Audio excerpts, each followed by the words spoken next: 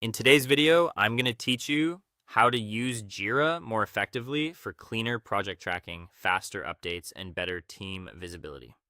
Let's begin by getting into Jira the right way. Open your preferred web browser. Go to your company's Atlassian site or sign in through the official Atlassian login page if needed. Once the main dashboard loads, head straight into your primary engineering workspace and open the main Agile board. The goal here is to avoid unnecessary distractions and start from the board your team actually uses day to day. Once you're inside, the next step is to create work with a clear structure. At the top of the screen, click the Create button. When the issue window opens, pay close attention to the issue type field. Use Epic for large feature areas that span multiple weeks, Story for specific end user functionality, and Bug only for defects or regressions. This structure matters because it keeps your backlog readable and makes reporting much more accurate later. In the summary field, write a short descriptive title, ideally under 80 characters. Then add the core requirements in the description and create the issue. After the issue is created, open it and improve the description so it is actually useful to the team.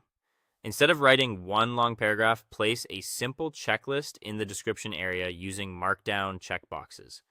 Add items such as code compiled and peer-reviewed, automation tests passed, and cross-browser validation checked. This gives developers and reviewers a quick visual definition of done and reduces confusion before work is handed off.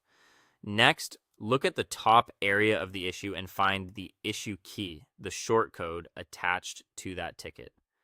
This key can be included in your branch names or commit messages from your local Git workflow.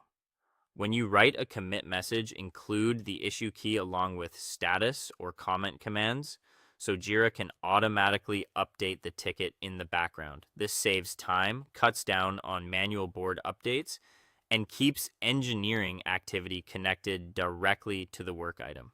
If you open a ticket with a long history of comments, use the Summarize Comments feature in the Activity or Comments section.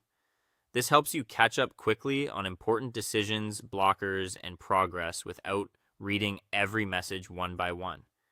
You can also use the built-in AI/command in text fields to rewrite content, adjust tone, or break down larger stories into clearer pieces. Before wrapping up, return to your main board and do a quick review. Make sure project names display correctly, columns are organized clearly, issue keys match your development workflow, and reporting views like velocity charts look clean and consistent.